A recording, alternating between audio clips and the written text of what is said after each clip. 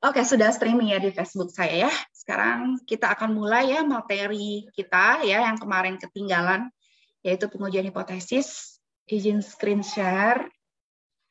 Oke, ujian hipotesis. Oke, sebentar. Ya, apakah sudah lihat? Apakah sudah lihat? Sudah muncul? Share-nya? Sudah muncul share-nya. Ya. Jadi minta tolong ya di feedback. Kadang aku udah ngomong kemana-mana gitu, merasa sudah share, ternyata. Nah, jadinya kan nanti ngulang lagi, belum tersampaikan. Ya, oke, kita mulai ke pengujian hipotesis ya. Jadi hipotesis itu apa sih gitu? Jadi langsung aja masuk ya. Hipotesis itu adalah merupakan suatu proposisi. Apa sih proposisi? Pernyataan gitu ya.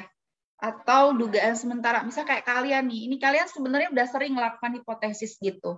Kalian udah nyangka-nyangka nih, ini kira-kira hari ini nih nanti sore bakal hujan nggak? Itu sebenarnya udah termasuk suatu pernyataan, dugaan sementara gitu kan.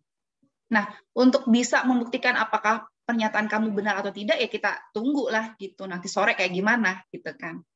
Nah, jadi apa namanya, dugaan kita tuh bisa benar, bisa juga salah gitu kan. Nah, kenapa? Karena dengan adanya hipotesis ini, kita bisa gunakan ya sebagai dasar untuk melakukan untuk membuat suatu keputusan dari suatu masalah dari penelitian kita. Nah, itu.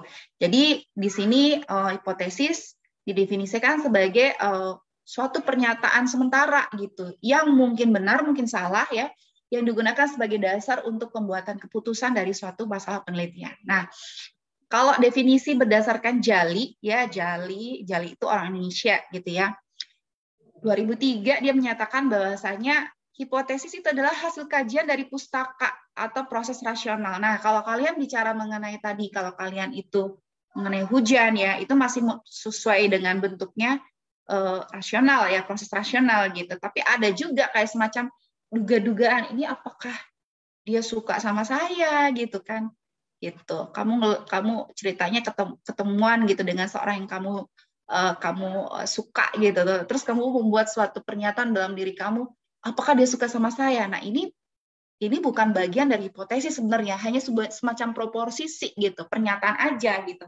Kenapa? Karena menurut Jali, hipotesis itu adalah suatu hasil kajian dari pustaka, yaitu proses rasional dari penelitian. Nah, kayak gitu-gitu belum termasuk hipotesis yang tadi gitu ya. Dan ya, itu telah mempunyai kebenaran secara teoritis. Nah, kebenaran dari hipotesis ini itu harus diuji kebenarannya secara empirik. Secara empirik itu secara percobaan. Kita harus ngambil data gitu ya. Nah, dengan demikian, hipotesis itu dapat dianggap sebagai jawaban sementara terhadap masalah yang telah dirumuskan dari suatu penelitian dan juga masih perlu diuji kebenarannya dengan menggunakan data empirik. Nah, ciri-ciri yang perlu diperhatikan dalam suatu hipotesis itu ada 4 ya. Yang pertama adalah hipotesis itu merupakan suatu hasil dari proses teori dan merupakan komparasi fakta yang handal secara teoritis dan bisa dipertanggungjawabkan kebenarannya. Jadi kalau kamu overthinking gitu ya, kamu feeling gitu, ini cinta saya diterima nggak sih?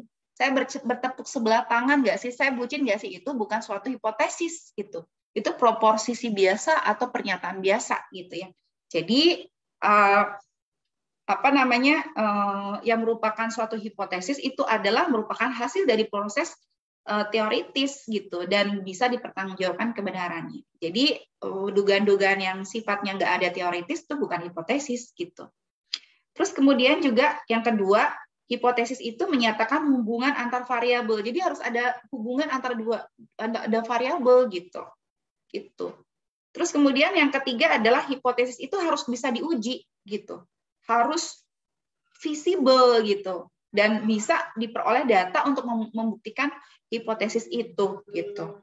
Nah, kemudian yang keempat adalah hipotesis itu harus spesifik dan sederhana dan menyatakan tentang karakteristik populasi. Kemarin kita sudah belajar mengenai populasi dan sampel. Jadi dia tuh menggunakan sampel ya untuk nanti dia bisa menyatakan secara general populasi karakteristik dari populasi tersebut begitu.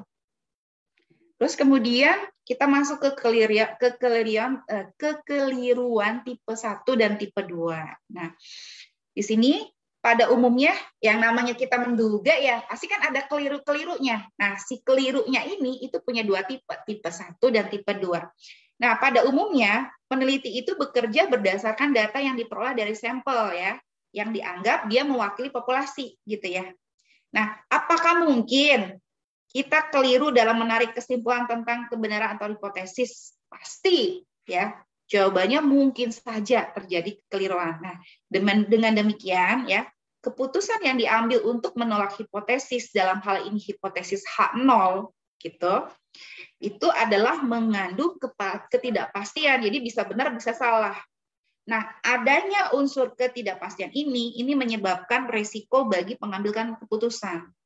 Besar kecilnya resiko itu dinyatakan dengan nilai probabilitas secara konvensional yang dinyatakan dengan alfa sama dengan 0,05 dan alfa itu sama dengan 0,01. Nah, pengambilan alfa itu bisa sebenarnya nggak hanya 5%, 0,05 dan 1%, tapi itu adalah yang biasa dipakai gitu.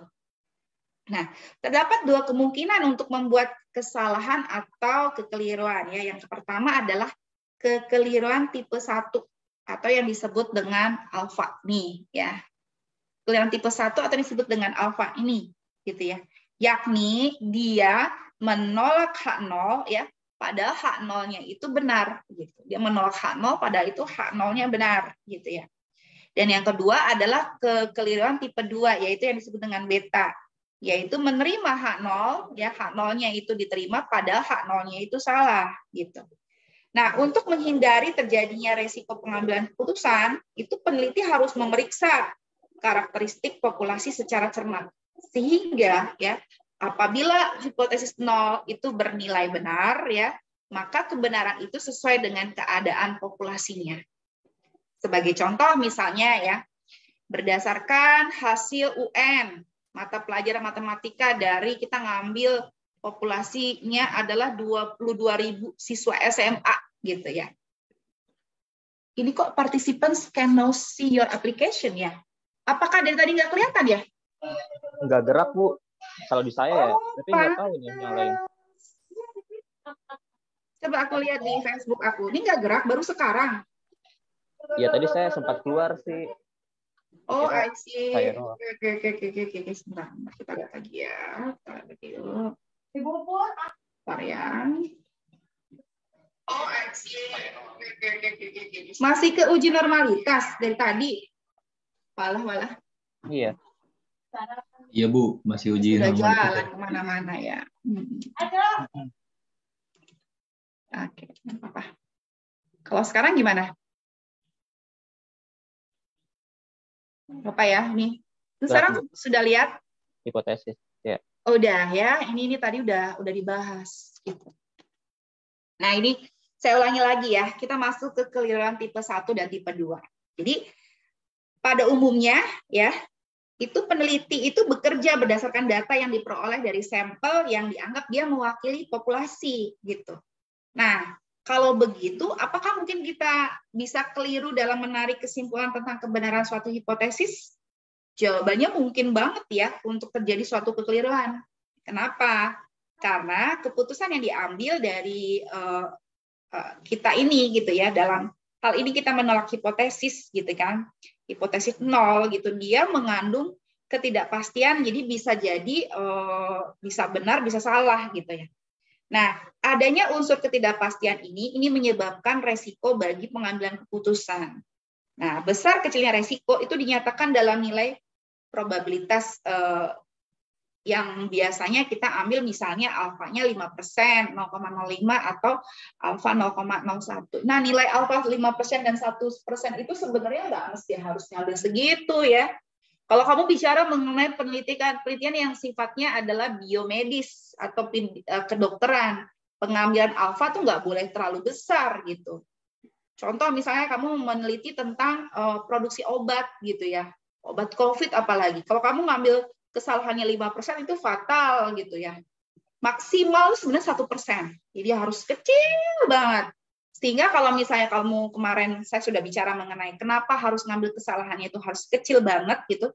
Artinya kita harus menggunakan sampel yang sebanyak mungkin gitu. Makanya penelitian-penelitian di bidang kedokteran itu biasanya mahal. Gitu. Karena sampelnya harus mendekati populasinya gitu. Nah, kalau kita bicara mengenai penelitian sosial ya, itu dia ngambil 5%. Itu yang konvensional lah gitu. Biasa ngambil 5% ya. Atau juga penelitian-penelitian sifatnya humaniora gitu ya. Sosial kemasyarakatan. Karena perilaku manusia itu kan tidak sulit gitu ya untuk bisa diprediksi, untuk bisa diatur gitu kan. Manusia itu adalah makhluk yang sulit diatur. Masih gampang ngatur binatang gitu daripada manusia mungkin gitu kan. Kalau bicara mengenai konteks negara kan, menjadi seorang pemimpin negara itu butuh berjiwa besar gitu, karena sulit gitu kan, nggak mudah gitu. Jadi ya mungkin kita lebih mudah untuk bisa mengkritiki ya daripada kalau kita misalnya coba kamu gantian gitu posisi, nggak gampang juga gitu kan. Nah itu biasanya ngambil tuh biasanya humaniora itu ya 10% gitu ya, lebih banyak gitu kesalahannya gitu. Nah, terdapat dua kemungkinan kesalahan atau kekeliruan. Yang pertama adalah kesalahan tipe 1 gitu, atau yang disebut dengan alfa. Ini nih, alfa nih, yang tipe 1. Apa sih alfa? Alfa itu adalah menolak H0 padahal H0 itu benar gitu. Nah, kemudian ada yang disebut dengan tipe 2 gitu, atau yang beta. Beta itu berarti dia H0-nya itu salah dia itu menerima H0 padahal H0 itu salah gitu. Disebut dengan beta. Nah, untuk menghindari terjadinya resiko pengambilan keputusan, itu peneliti harus memeriksa karakteristik populasi secara cermat. Sehingga apabila hipotesis nolnya itu bernilai benar, maka kebenaran itu harus sesuai dengan populasinya. Contohnya nih, misalnya kamu ingin menguji nih hasil ujian nasional mata pelajaran matematika dari 22.000 siswa SMA gitu sebagai populasinya. Misalnya rata-ratanya 6,42 nih nilai UN. Gitu. Berarti kita sebagai peneliti akan merumuskan bahwasanya hipotesis 0 dari rata-rata hasil ujian nasional matematika itu sama dengan 6,42, atau kita misalkan ambil simbol mu ya, rata-rata kan mu populasi, mu sama dengan 6,42 gitu. Nah, pada contoh di atas gitu ya, kekeliruan tipe 1 itu terjadi apabila hasil pengujian H0 itu berdasarkan data sampel itu ternyata dia menolak H0 gitu. Dan nyatakan bahwa ternyata hasil ujian matematika itu tidak sama dengan 6,42. Nah, dalam hal ini berarti peneliti telah mengambil keputusan yang keliru, yaitu menolak H0 yang sesungguhnya itu benar. Sebaliknya, ya, kalau kita ingin menguji nilai UN mata pelajaran matematika dari populasi tadi 22.000 siswa sebagai populasi itu, maka kita peroleh rata-rata dari siswa pria itu 7,8 gitu kan.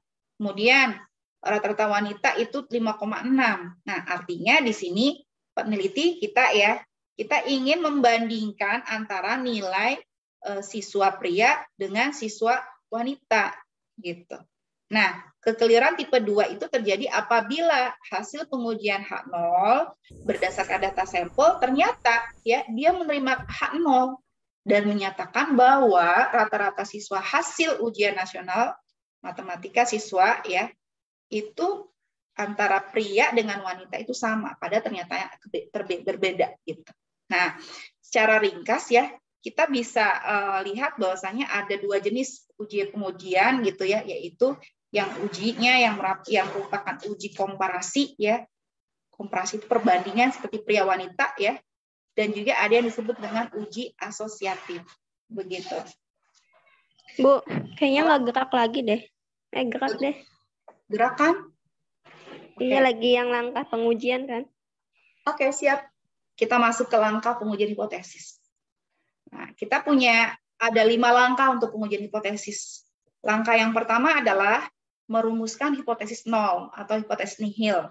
Nah, ini adalah suatu hipotesis yang biasa ditampilkan dalam pernyataan tentang karakteristik populasi. Misalnya nih, kamu pengen tahu ya ternyata vaksin ini tuh ada pengaruhnya apa enggak sih pada pada variabel yang ingin diteliti gitu.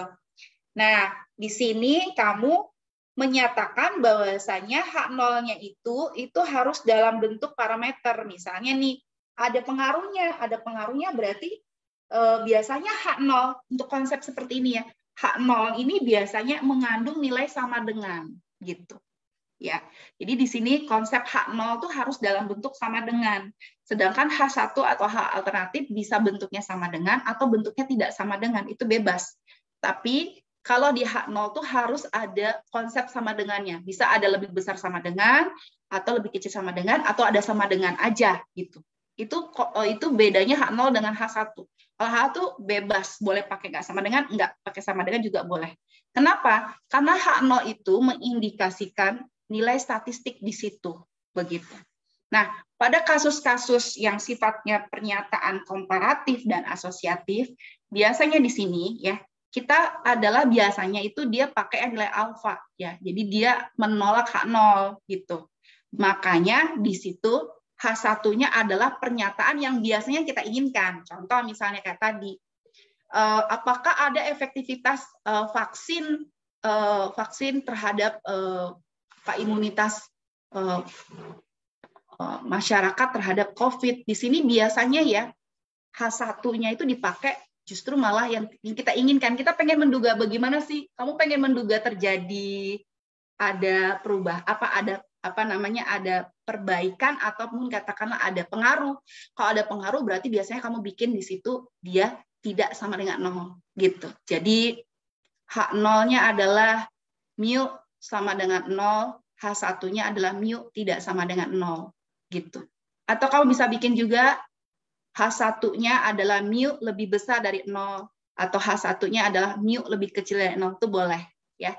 Tapi nanti di H0-nya harus pakai sama dengan, boleh lebih besar sama dengan, boleh lebih kecil sama dengan atau sama dengan begitu. Jadi kamu harus menentukan dulu hipotesisnya yang mana H0 dan mana H1 begitu. Kecuali kalau misalnya kamu ingin membuktikan yang namanya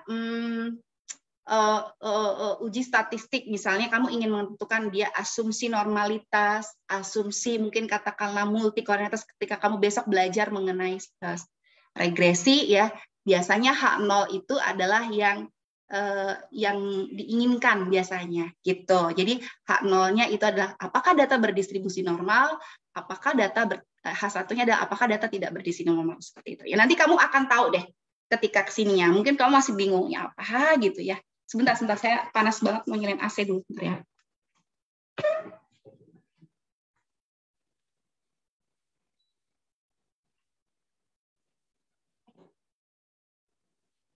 Oke. Kemudian yang kedua adalah menentukan tingkat signifikansi. Nah, tingkat signifikansi kemarin kamu sudah belajar mengenai interval kepercayaan atau tingkat kepercayaan. Semakin besar nilai alfa, pasti tingkat kepercayaan akan semakin kecil ya. Kalau kamu ngambil alfa 5%, berarti tingkat kepercayaannya adalah 1 dikurangi 5%, yaitu 95%. Kalau kamu ambil alfanya itu 1%, berarti tingkat kepercayaannya adalah 1 dikurangi 1%, 99%. Itu kamu tentukan mau pengen tingkat signifikansi berapa. Nah, biasanya orang ngambil antara 5 dan 1%, biasanya seperti itu, atau 10%. Gitu ya. Kemudian menentukan kriteria. Nah, kriteria di sini maksudnya adalah kita menggunakan statistik uji apa gitu kan. Kalau besok kamu belajar mengenai regresi, kamu ngambil statistik, kalau misalnya menggunakan uji koefisien regresi, kamu menggunakan yang namanya uji T gitu kan. Kalau kamu menggunakan uji bersama-sama secara simultan, kamu menggunakan uji F. Nah, itu menentukan yang namanya kriteria pengujian. Kamu pengen ngambil apa? Nanti kamu akan kenal di pertemuan selanjutnya. Dan untuk selanjutnya dari sini ke belakang nanti kita udah banyak pakai software statistik. Makanya kita tolong ya, ini yang tadi sudah saya share di grup. kamu install, langkah-langkahnya sudah ada di YouTube, sudah ada tutorial untuk install SPSS. Jadi silakan diikuti saja. Kalau ada masalah nanti boleh tanya saya. Jadi diinstal itu SPSS. Itu insya Allah kepakai banget ketika kamu nanti skripsi. Saya nggak tahu kalau kamu nanti skripsi yang menggunakan data statistik, pasti SPSS dipakai. Gitu kan. Kalau anak TI, ada nggak sih yang menggunakan ini data? Ada. Masih ada ya gitu. Jadi nggak selalu melulu membuat program gitu. Kalau misalnya kamu merasa lebih easy gitu, lebih gampang bikin dengan menggunakan data kuantitatif, kemudian menggunakan regresi gitu kan, boleh mungkin kalau mau bimbingan boleh ke Bu Silvana, ya Bu Silvana ajarkan nanti ya. Gitu. Kemudian yang keempat adalah melakukan perhitungan statistik. Nah, gitu. Jadi membandingkan antara nilainya dengan nilai tabel gitu. Dan yang kelima adalah menarik kesimpulan. Ya, gitu. Nah, sekarang kita masuk ke uji sepihak dan uji dua pihak. Nah, nanti kita kenal yang namanya uji sepihak atau yang disebut dengan satu arah, dan uji dua pihak disebut dengan dua arah gitu. Tadi saya sudah sampaikan macam-macam hipotesis, ada dua ya, ada yang sifatnya asosiatif gitu ya. Kuncinya bedanya adalah ini kayak gini nih. Contohnya hipotesis penelitian, contohnya nih insentif itu gaji berpengaruh positif terhadap kinerja ya. Di sini biasanya yang namanya bentuk asosiatif, hipotesis statistiknya seperti ini. H0 sama dengan beta kurang lari sama dengan 0, dan H0 itu H1 beta Q sama dengan 0, seperti itu. Kemudian yang komparatif, kalau komparatif contohnya membandingkan ya. Contohnya nih kemampuan berpikir kritis siswa yang bergaya belajar independen lebih tinggi daripada yang bergaya belajar dependen. Perhatikan nih ya, perhatikan. Kamu tadi yang saya sebutkan tadi ya. Misalnya kamu pengen tahu apakah insentif itu berpengaruh positif terhadap kinerja pegawai. Kamu feeling nih, kamu ngelihat nih, kamu sebagai seorang pegawai melihat bahwasanya insentif itu nggak berpengaruh positif tuh terhadap kinerja pegawai. Kenapa? Ya tetap aja kinerjanya walaupun insentifnya dinaikin gitu tiap tahun, tetap aja kinerjanya panas-malesan gitu kan. Tetap aja ya begitu deh gitu. Saya takut kalau ngomong nanti banyak yang protes ya. Jadi gitu. Jadi tiap tahun naik tapi begitu-begitu aja kinerjanya gitu. Pelayanan publik masih jelek juga gitu kan. Padahal gaji PNS selalu naik gitu, tapi tetap aja kalau melayani tetap aja lambat dan lain-lain. Nah, berarti kamu lihat di sini H1-nya. Kamu bikin beta sama dengan 0, artinya tidak ada pengaruh. Ya. H1-nya adalah di sini adalah beta sama dengan 0, tidak ada pengaruh. Itu. Nah, terus kemudian kalau begitu, kalau misalnya di sini ada pengaruh gitu kan. Nah, berarti H1-nya itu harusnya yang ada pengaruh, mungkin pengaruh kecil. Jadi kamu terserah H0 mau pengen dibikin tanda apa. Yang penting harus berlawanan. Ini sebenarnya berlawanan. Ya harusnya nih, ini harusnya nih kebalik ini. Kebalik. Salah. Bentar ya. Bentar, nih ketahuan. Bentar.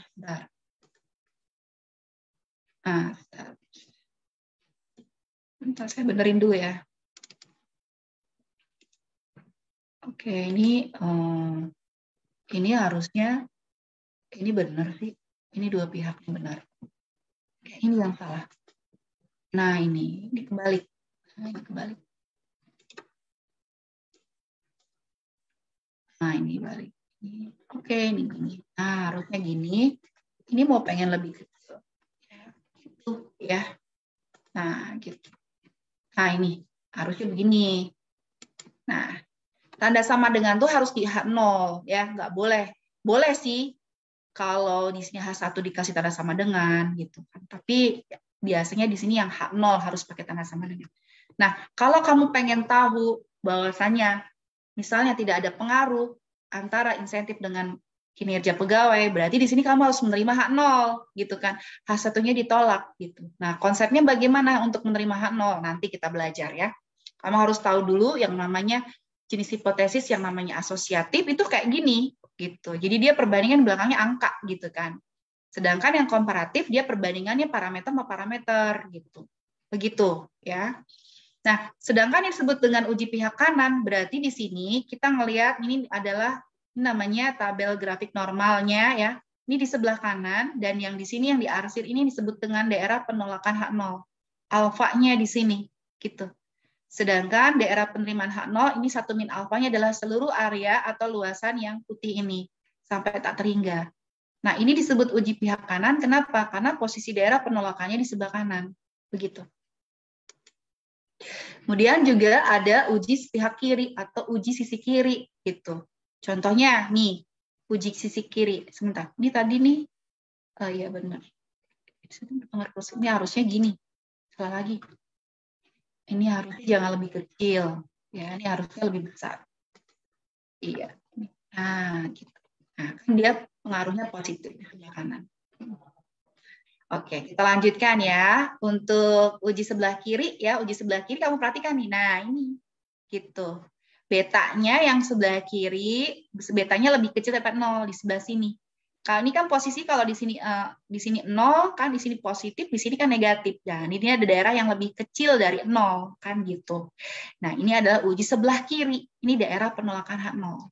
Dan sebelahnya ini ada daerah penerimaan H0.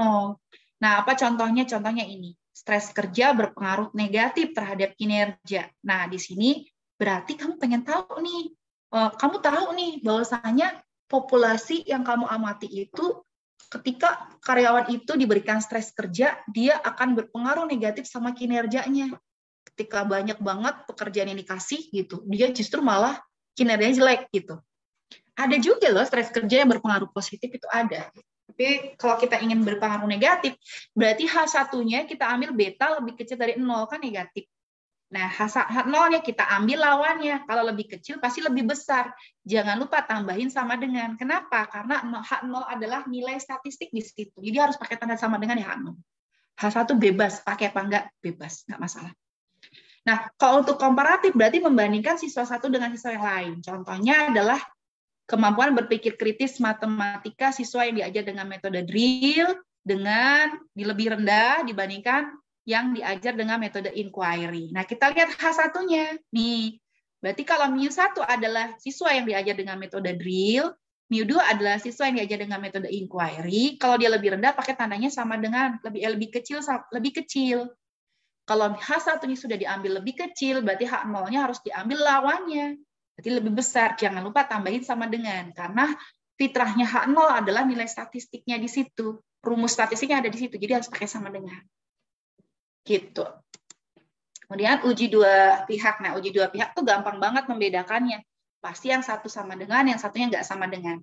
Misal, kamu ingin mengetahui tentang kompetensi berpengaruh terhadap kinerja pegawai. Oh, ada apa enggak? Kalau nggak berpengaruh, berarti tidak sama dengan 0. Kalau berpengaruh, berarti sama dengan 0. Ya, kalau tidak sama dengan 0 berarti tidak berpengaruh gitu. Kenapa sih Bu? Kenapa sama dengan 0 dikatakan tidak berpengaruh? Nah, nanti kita belajar di belakang ya.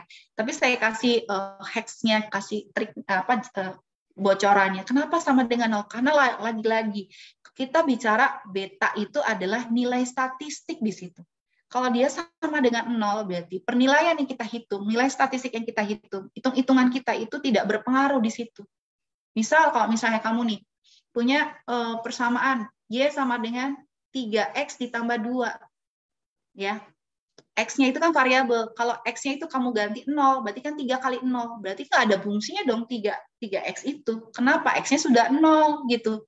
Begitu. Jadi di sini kalau misalnya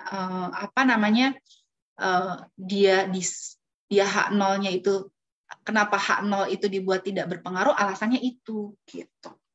Kemudian yang komparatif juga seperti itu. Ingat ada 2 parameter ya dibandingkan MIU1 dengan MIU2. Nah, untuk gambarnya untuk uji dua pihak, lihat dia ada di kanan, dia di kiri dan juga ada di kanan daerah penolakannya.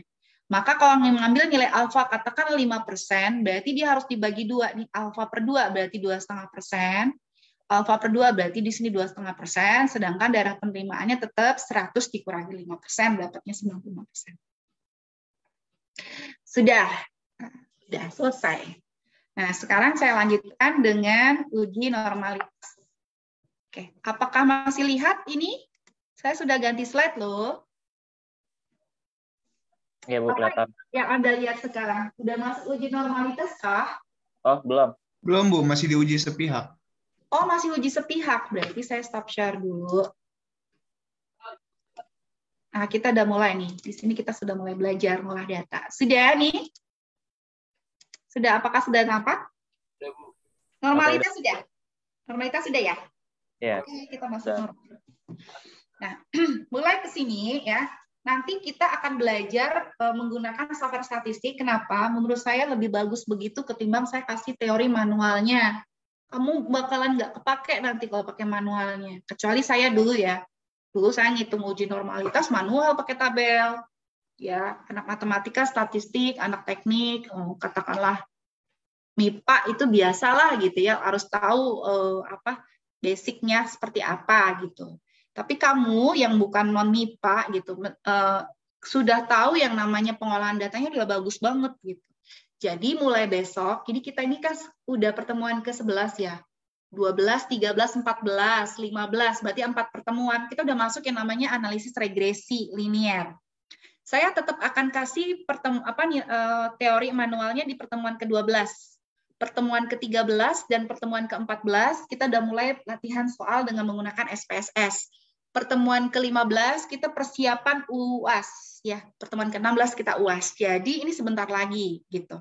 Dan ya kembali lagi deh, saya ingin kita langsung aja praktek. Ini nggak usah basa-basi teori terlalu banyak gitu, karena yang dipakai adalah pasti nanti kalian pengolahan dengan menggunakan software gitu ya. Nggak bakalan kamu suruh mencari regresi dengan ngitung manual pakai Excel ya, kasihan gitu kan. Walaupun nanti tetap juga saya kasih ya teorinya di awal nanti pertemuan besok. Kita mulai ke uji normalitas. Kita mulai ya ke uji normalitas. Nah, kenapa sih kita butuh uji normalitas? Nah, itu siapa itu? Ya, itu kenapa? Kenapa kita butuh uji normalitas? Ini udah geser ya? Udah geser kan slide saya? Udah, Bu. Udah lihat bokir ya? Udah lihat bokir ya? Ya, Bu. Oke, jadi kenapa kita butuh uji normalitas? Karena ya kita uji normalitas itu sebenarnya normalitas dan homogenitas, tapi nggak usah deh, nggak apa-apa lah kalian nggak terlalu dalam mengenai homogenitas. Yang lebih penting ada normalitas. Kenapa? Karena normalitas itu adalah persyaratan untuk pengujian hipotesis gitu. Sebelum kamu menguji hipotesis, regresi ya dan lain-lain, kamu harus cek dulu apakah dia normal atau enggak gitu. Nah, untuk pengujian hipotesis, untuk pengujian asumsi normalitas ini banyak cara gitu. Bisa menggunakan manual dengan cara namanya uji Lilliefors gitu kan. Bisa juga menggunakan namanya Kolmogorov-Smirnov. Bisa juga dengan menggunakan uji chi-square gitu ya. Bisa juga menggunakan Kiki plot. Kiki plot itu sebentar.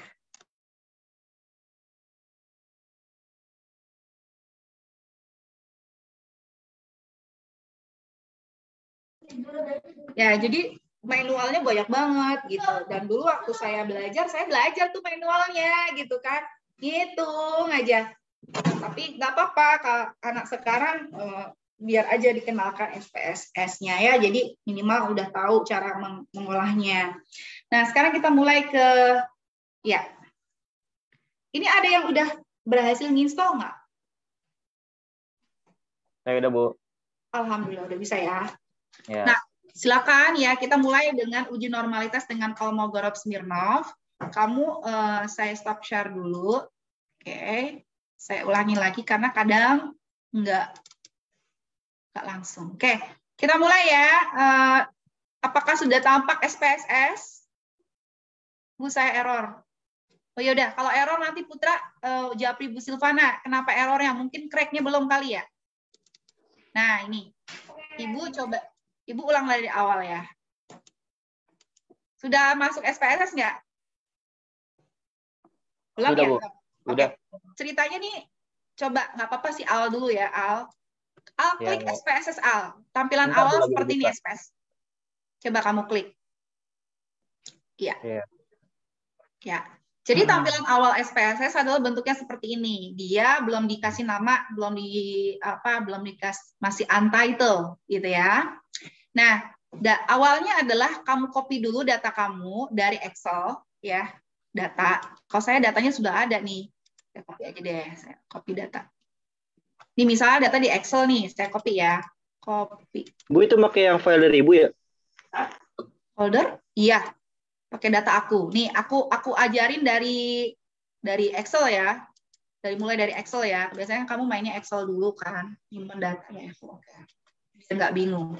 Oke, kita mulai ya. Kita simpan dari Excel. Sebentar, aku save dulu Excel-nya.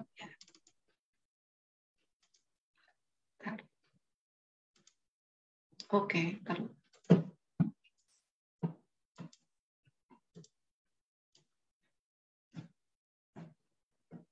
Oke, gini.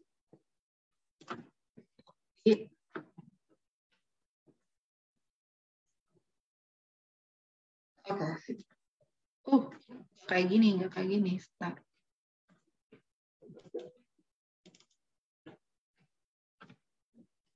Oke, sip. Nah, oke, kita ke Excel ya. Saya lihat ini. Nih, sudah lihat Excel nggak? Udah lihat Excel? Udah. Udah, ya. Ini ceritanya data nih. Ini data kita, data nilai nih. Nilai statistik. Tuh. Ada 150 siswa. Tuh. Lihat ya. Nih, 150. Tak gedein view-nya. 150. Ya, benar, Bu. Nah, tuh, tak gedein. Tuh, 150 ya. Nah, cara awalnya adalah kamu copy, ya kan? Copy, tuh. Copy, ya kan? Terus kamu bawa deh ke nih. Ini kan saya udah buka nih. Ini SPSS. Masuk ke sini. Sudah apa nih sekarang tampilannya? SPSS nggak? Excel. Oh, masih Excel? Nih, Iya. saya masuk Excel. Nih, ntar saya masuk SPS. Emang dia sering gitu. Nih, kalau dia itu ganti layar, dia tuh harus stop share dulu. Nah, sekarang apa nih sekarang? Nah, baru SPSS. SPS. Oke, kamu klik kanan. Klik kanan. Nah, kemudian kamu paste. Nah, paste. Nah, begitu. Oke? Nah, dari situ, di sini ada dua tampilan di SPSS. Ada yang namanya data view, dan ada yang namanya variable view. Kita sekarang posisinya di data view. Ya. Nah, variable view kamu klik. Tujuannya adalah kamu kasih nama. Kamu klik 2 kali, klik sampai warnanya, nah sampai dia masuk ke sini, kursornya jalan, kamu tinggal backspace, kamu delete, kamu ganti namanya data gitu. Ya. Nah, di sini ada tipe numerik ya. Koma, kamu klik koma dot scientific notation. Nah, kita ambil numerik karena kan datanya angka. Kalau dia bentuknya huruf, misalnya pengen ngasih tahu kelas 1, kelas 2, kelas 3, kelas 4, kelas 5, dia harus ke dalam string, gitu kan? Kemudian di sini ada decimal place-nya kita mau pengen 2 desimal, mau pengen tambahin 3 desimal boleh gitu. Enggak juga dibikin 0 gitu ya. Oke. Label tinggalkan saja dulu, nggak perlu menggunakan label. Values tidak perlu diisi. Missing nggak ada missing. Missing tuh kalau misalnya datanya 150, tengah-tengah ada yang ompong gitu, data ke 49. Itu nanti dia ada informasi missing di situ satu. Kolomnya, kemudian line-nya, posisinya mau rata kiri, rata kanan, kemudian measure-nya dia unknown. Nah, untuk measure, kamu boleh ganti, nggak apa-apa. Kamu ganti ke scale. Jadi jangan unknown, ya. Selesai role-nya input, terserah. Balik lagi ke data view. Kalau udah kayak gini, ya, langkah selanjutnya untuk melakukan uji normalitas adalah kamu ke analyze. Ini analyze. Kamu ke analyze. Ya, kamu ke analyze. Oke, kamu ke analyze ya. Kamu ke analyze. Udah analyze. Terus kamu ke compare. Kamu ke descriptive statistik. Nih, lihat. Jadi kamu ke analyze. Nih, descriptive statistik, kemudian kamu masuk ke explore. Oke, ulang lagi ya. Oke, analyze, descriptive statistik, kemudian explore. Ya. Kemudian masukkan data ke dependent list. Klik data ke dependent list. Kemudian display-nya kamu boleh mau pengen bot, boleh mau statistik aja, atau plot saja, boleh. Statistik berarti angka-angkanya saja. Plot berarti gambarnya saja. Kalau bot berarti kamu ingin menunjukkan dua-duanya, gitu ya. Kemudian habis itu kamu ke statistik. Ini tidak usah dilewatin karena dia sudah ada centang deskriptif. Jadi ingin menunjukkan deskriptifnya gimana? Ingat deskriptif kemarin kita sudah belajar ya. Ada min, median, modus, kuartil itu kan kita belajar persentil. Nah, kemudian kita ke plot. Nah, plot ini yang kita klik. Yang kita klik adalah kita lihat ke bagian box plot. Kita klik none. Jadi nggak usah pakai box plot. Kemudian deskriptifnya tidak usahlah kamu gunakan stem and leaf, nggak usah. Ya nggak usah. Kalau mau pengen histogram diklik boleh, enggak juga nggak apa-apa. Kita kan cuma ingin tahu normality plotnya aja. Kita klik yang ini nih tuh, normality plot with test. Kemudian continue, kemudian oke, selesai. Di hasilnya. Bisa ngikutin, Al? Saya ketinggalan, Bu. Tinggalan. Ya udah. Ya udah. Kamu udah masukin data belum? Data yang tadi, yang udah dari Ibu ini. Oh, kamu klik datanya. Oh ya udah, kalau udah klik data, diulang lagi ya. Kita balik lagi. Diulang lagi.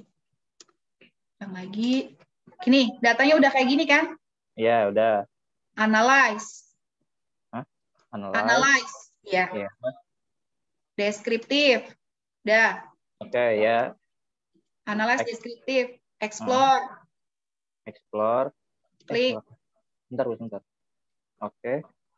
Terus, Oh, ini dimasukin ke dimasukin ke dependent. No. Ya, Kemudian plot aja, langsung plot. langsung plot. Nah, tadi ini kan box plot.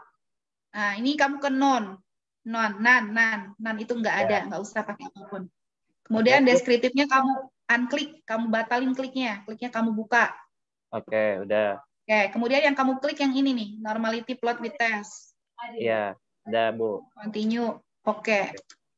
Nah, tuh udah. Terus saya cepet kan?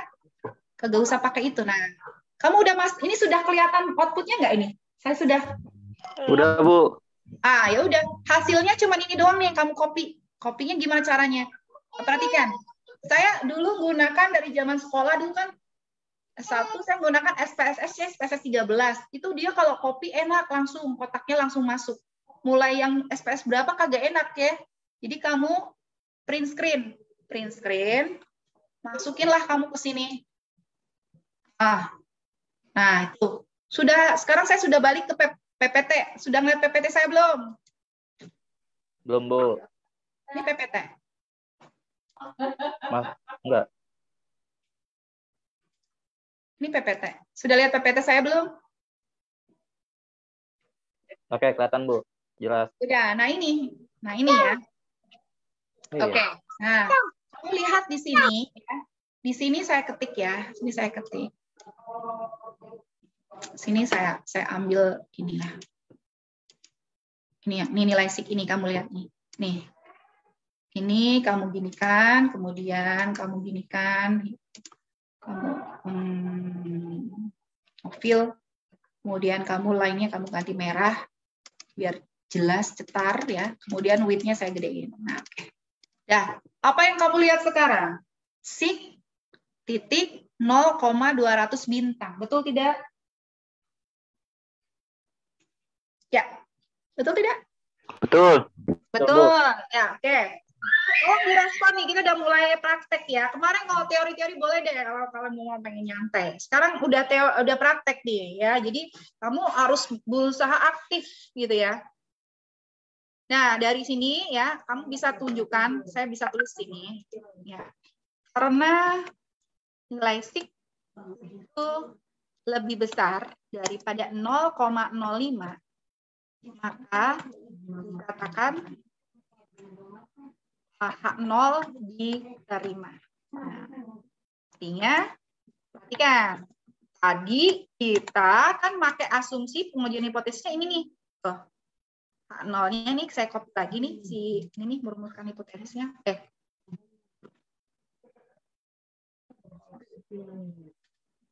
Tarik sini nih. Nah, nih.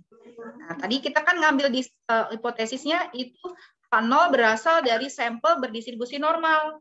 H1 berasal dari sampel berdistribusi tidak normal.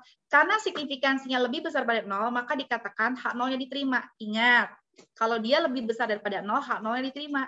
0 diterima berarti apa? Nol diterima yang diambil yang ini nih kata-katanya apa nih? Sampel.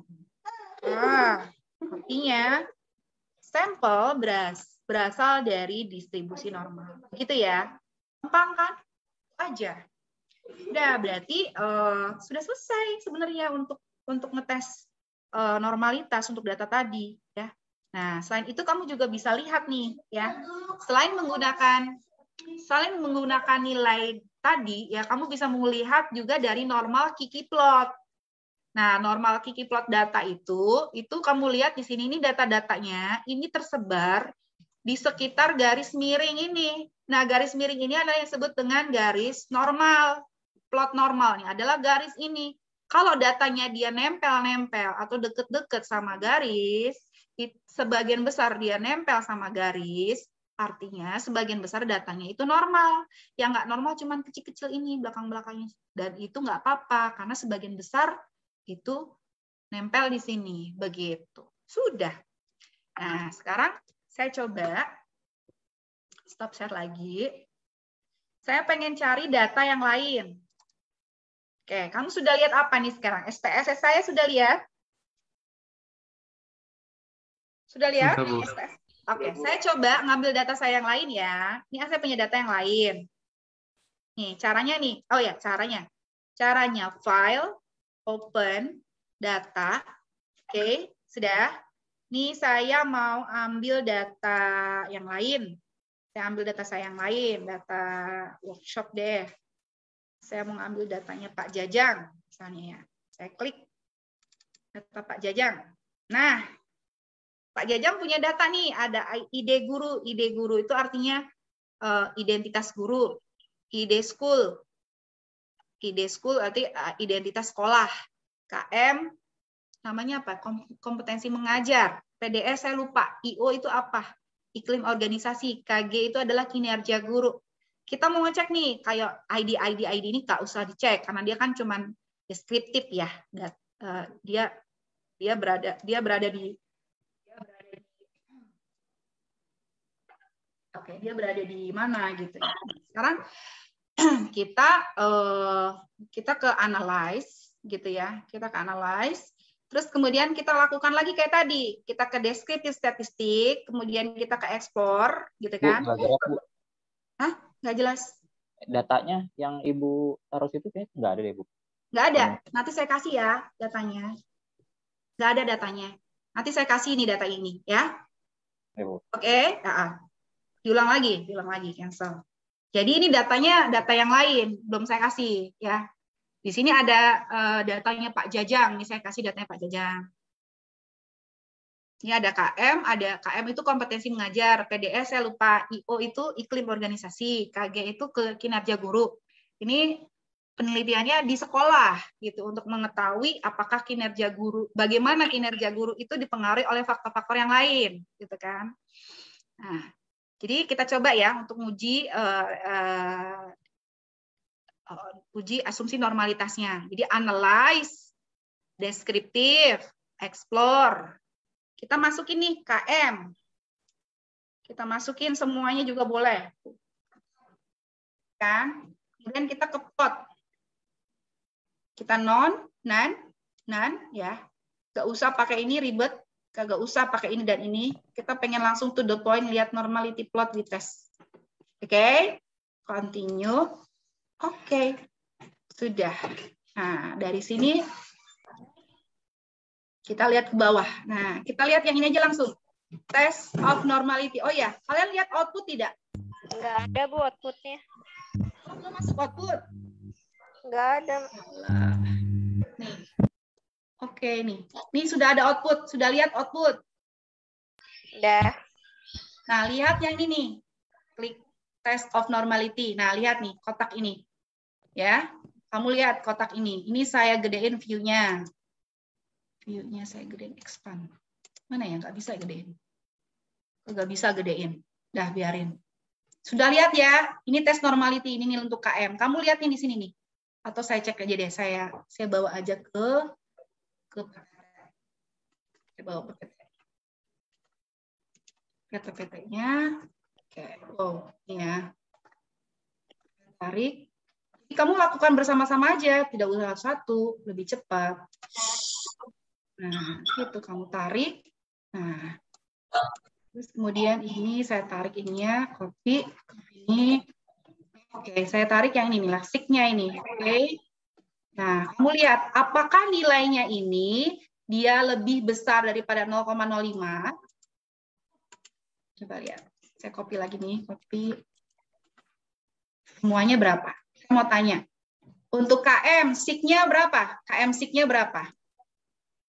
Coba aku mau tanya. Ilham, KM stick-nya berapa?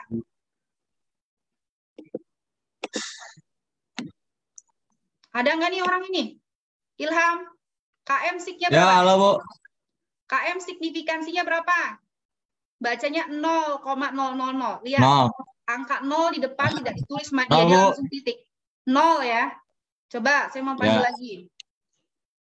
Aji Bayu, PDS, stick-nya berapa? 0,12, Bu. Berapa? 0,12. 0,12. 0,002. Kamu lihatnya yang jangan yang ini, yang dibuletin nih. Ya? Nggak ada tuh saya. Nggak ada yang bulat-bulat. Kok nggak ada bulat? Dibulatin merah nggak lihat ya? Nggak ada Bu saya. Nih sudah ada nggak? Dibulatin merah. Baru ada Bu. Sudah lihat. Oke. Sudah. Ya, silakan coba PDS-nya berapa signifikansinya? 0,02. Bukan. 0,002 bacanya.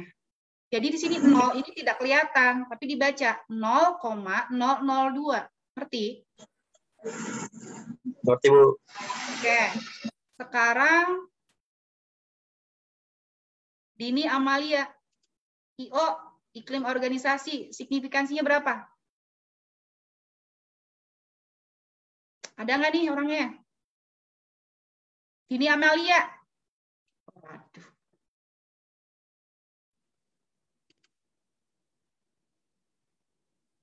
Iya, Bu. Ada. IO ini signifikansinya berapa? Yang mana, Bu? Ini IO, Dini. Ini IO, signifikansinya berapa? Bacanya apa? Bacanya apa? Oh, itu 006. Bacanya ya, di depan ini ada angka 0. Tidak ditulis tapi dibaca 0,006 Din. Diulang. 0,006. Ya, oke. Terus Nabila. KG Nabila. Ya, Bu. Signifikansinya KG berapa? 0,001, Bu. Good, 0,001. Nah, sekarang lihat. Di sini saya tarik ya. Kalau sig-nya itu lebih besar daripada 0, sig-nya lebih besar daripada 0,005, maka H0 diterima. Artinya sampel berdistribusi normal. Sekarang saya mau tanya, nih yang ini nih, si KM. Tadi siapa tuh? Risma. Iya, Bu. KM sig-nya berapa sih, Ris? KM signya 0,000. Kamu bandingin. KM ya, KM. 0,000. 0,00 sama 0,05 lebih besar apa lebih kecil? Lebih kecil. Nah, ini saya copy dulu deh. Adik, jangan di sini deh.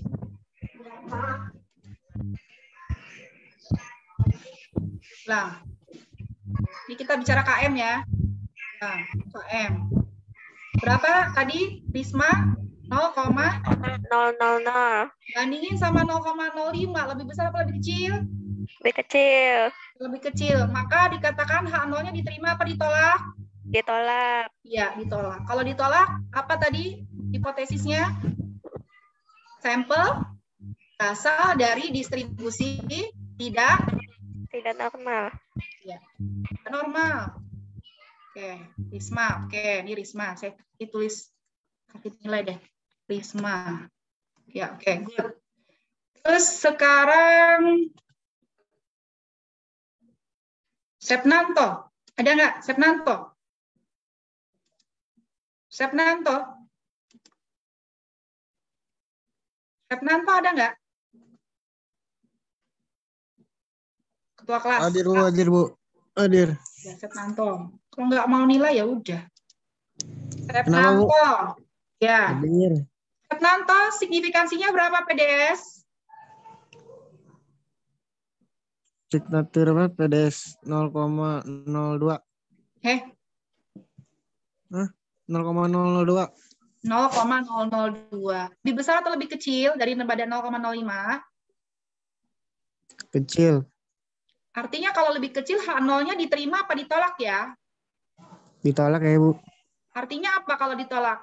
Sampel, Sampel berasal dari distribusi tidak normal. good.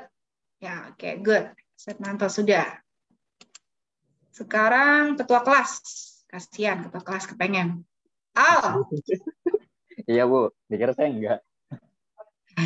udah pinter kamu Al.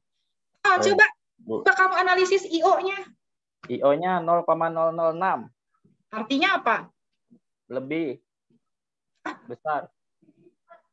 Beda. 0,006 tuh 3 digit desimal nih. Coba kalau kamu ingin bandingin nih, kasih 0 di belakang biar 3 digit, ya kan? Oh iya, Nah, lebih kecil juga kan? lebih kecil ya. Ya, berarti Sampel berasal dari distribusi tidak normal. yes, good.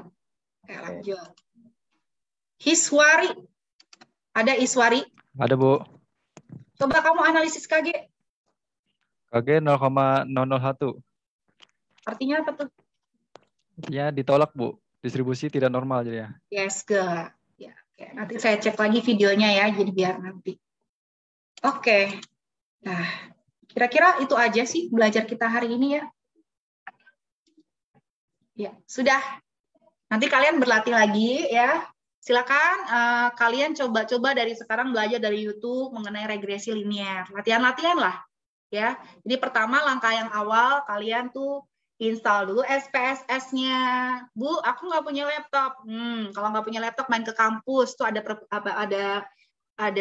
lab komputer di situ. Gunakan lab komputer gitu. Jadi jangan kalian itu ngambil excuse. Nggak bakalan sukses kalian kalau misalnya terlalu banyak excuse. Maaf Bu, aku kan kerjaannya begini Bu, rumahku begini Bu, aku kan nggak mungkin punya laptop. Itu kamu punya excuse kok kayak gitu. Saya kan juga dulu ya, saya cerita, saya pun juga bukan dari keluarga mampu dulu. Tapi saya nggak ada excuse untuk belajar.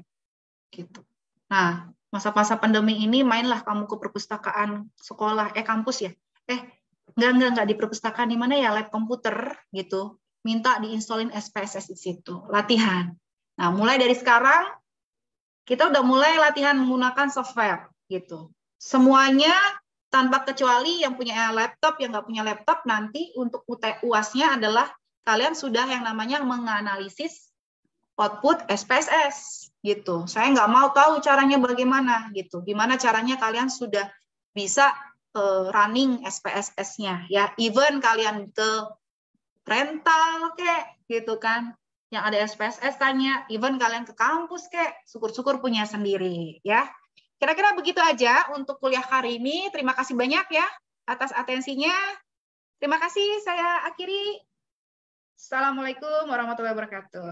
Waalaikumsalam. Waalaikumsalam warahmatullahi wabarakatuh.